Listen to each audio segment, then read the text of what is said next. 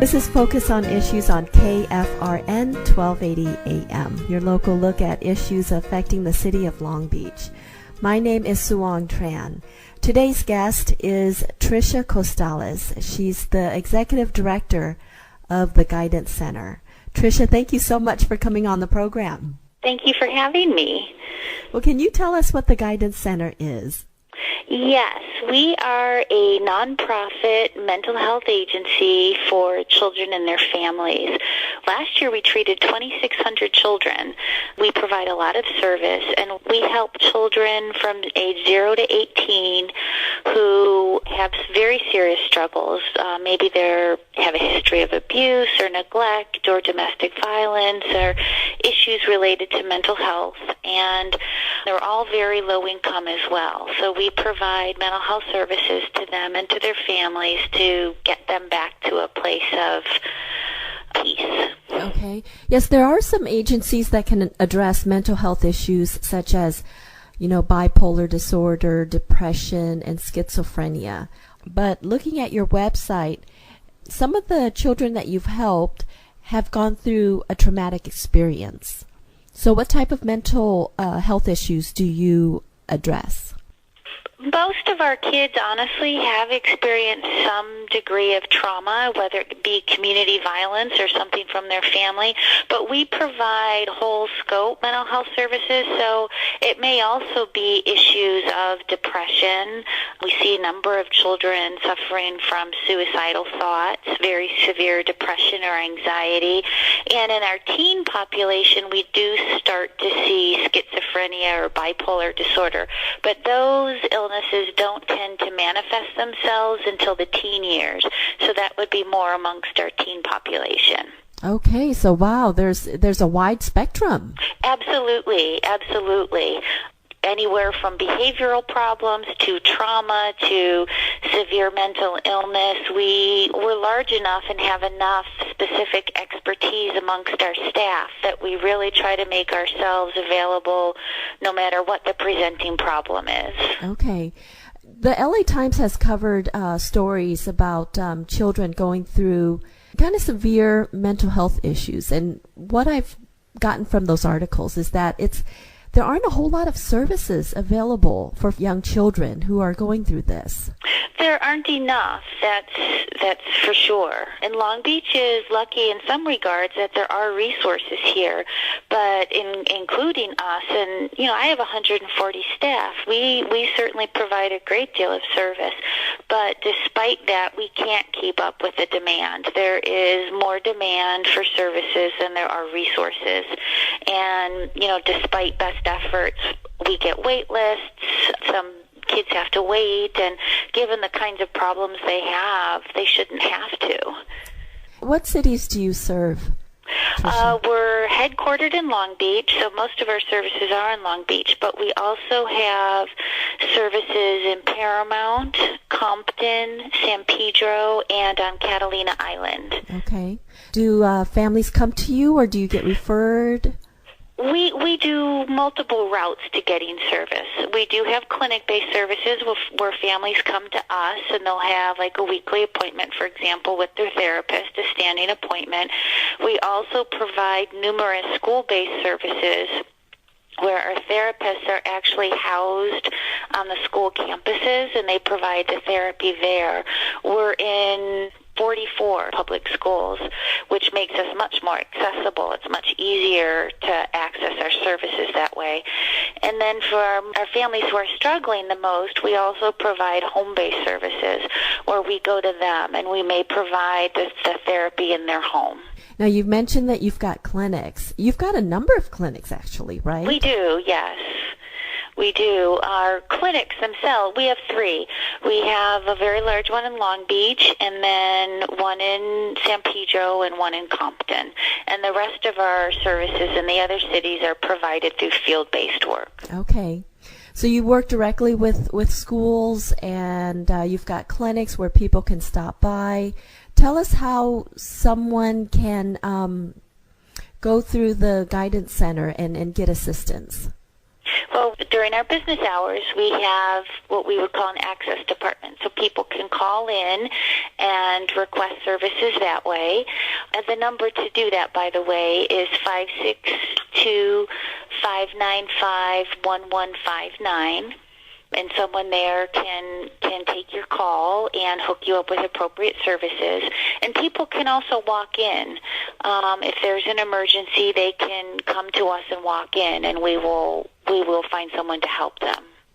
Once we reach out to you, how do you assess the, services that Well, we'll do a phone screen. For example, if someone calls in, which is how typically people are referred to us or come to us, and they'll meet with a therapist who does an assessment over several appointments, asks a lot of questions, and talks to the parents and the client and get a real sense that way of the family history and what the issues might be. And then together with the family and the child, they come up with a treatment plan and decide together what kinds of issues they want to work on and what their goals might be, and then continue the treatment from there.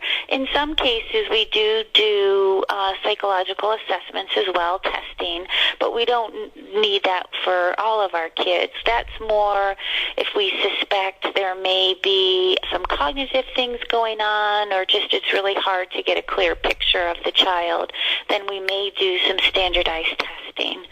But typically it's just done through regular appointments with the therapist, just through conversation.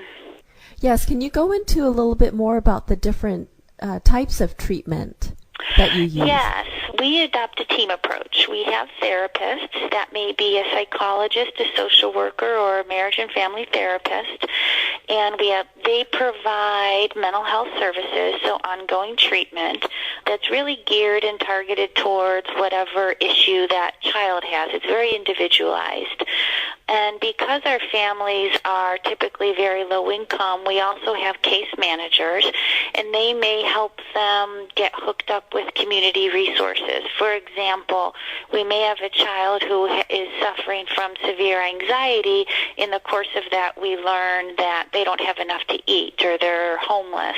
Well, our case manager would help link them up to community resources to meet those needs, while the therapist helps address the anxiety. And in some cases, we also have parent partners, and there's someone who has a child who's gone through the mental health system, and they can really help make the therapy feel safer.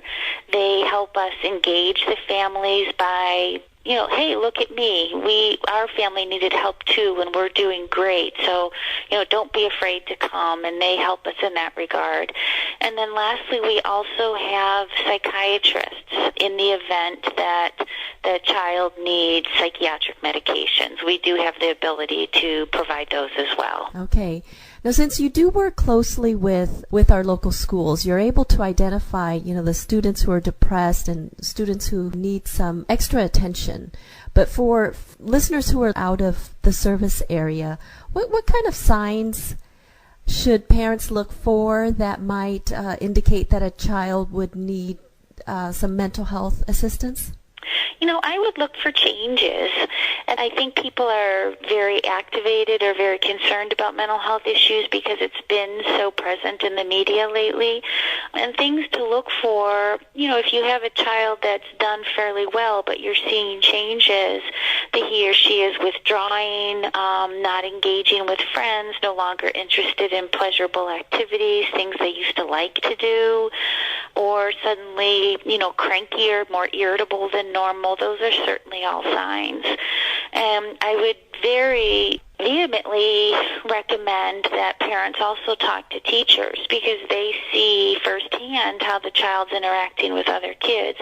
So if there are problems at school, hearing about issues there, problems with socialization, with social skills, there's no harm in getting an assessment. You can call and get some help and see if there does seem to be something that's going on. So anytime you see something that, we all have our differences, but if you see something out of the norm, or see that your child is changing, they're not acting the way they normally do, or they're really struggling in some area, like social skills, they don't have friends, they're being bullied, those are all clues that it might be worth talking to somebody. Okay, yes, and reach out before it's too late. Before it gets more Absolutely, serious. absolutely. And the great thing about working with kids is, they still have their whole lives ahead of them. If we can help them now and get them on a better track now, it changes the whole future. There's so much potential and so much hope still that it's really rewarding to work with kids. Yes, your website talks about the hope that is there, and you've got a number of success stories. So can you share some of them with us? Sure. I can tell you about, I'm thinking, there's so many. I'm thinking them through in my head. There's a little girl she performed actually for us at our recent fundraising event, the Sunset Sip. And she's a client here. She's 8 years old, and she came to us with very, very severe anxiety and social anxieties, and she was struggling significantly with peers and with people. It was a tremendous source of anxiety for her, and she's been coming very regularly to treatment and has done really, really well. So well, in fact, that at 8 years old, she stood up in front of 200 guests at an event and sang a song. She sang Girl on Fire and did just the most amazing job. And to see her up there, you would never believe that this was a child who had social anxiety. You wouldn't be able to fathom it because she was so confident and poised up there. And I think she's a perfect example of the potential that our kids have if they just get a little bit of help. Uh-huh. Now, you mentioned that some of the families or most of the families that you help are low income. So, Correct. So can you talk about the cost of services and Well, we serve predominantly families who are on Medi-Cal, and so our services are of no cost to our clients. Even those who are uninsured, again, there's no cost to our clients. How long has the Guidance Center been up and running? We were founded in Long Beach by community activists in 1946. So we have a very, very long history in the Long Beach community. Uh-huh. And how do you get your funding?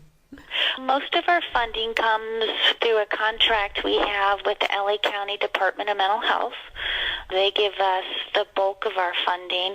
That contract is wonderful. We're very happy to have it, but it is limited in terms of what we can provide with it. So we also do fundraising. We write grants to foundations, and we are always looking for charitable contributions so we can supplement our services. For example, to do anti-bullying groups, or to go out and teach teachers what to look for mental health issues in their classrooms, or if we have a child who comes to an appointment and they're hungry because they don't have enough to eat, money to give a nutritious snack so that then they can focus on their therapy. Those are the things we do fundraising for. If our listeners would like to learn more about the Guidance Center, how can they do that? I would suggest they could look at our website. There's a great deal of information there too, but also we recently moved to I think, a fabulous new building in Long Beach at the corner of Anaheim and Pine, and they certainly could reach out to our number here if anyone was interested in getting involved or taking a tour and learning more about us. Our doors are open. Let's give out your website address and a telephone number. Okay. The website address is TGCLB, that stands for the Guidance Center Long Beach.org, and the phone number would be 562-595-1159. Again, online you're at www.tgclb.org.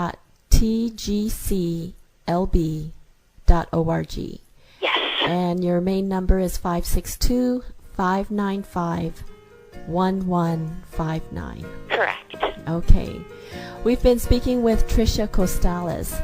She's the Executive Director of the Guidance Center. Tricia, thank you so much for your time. Thank you for having me.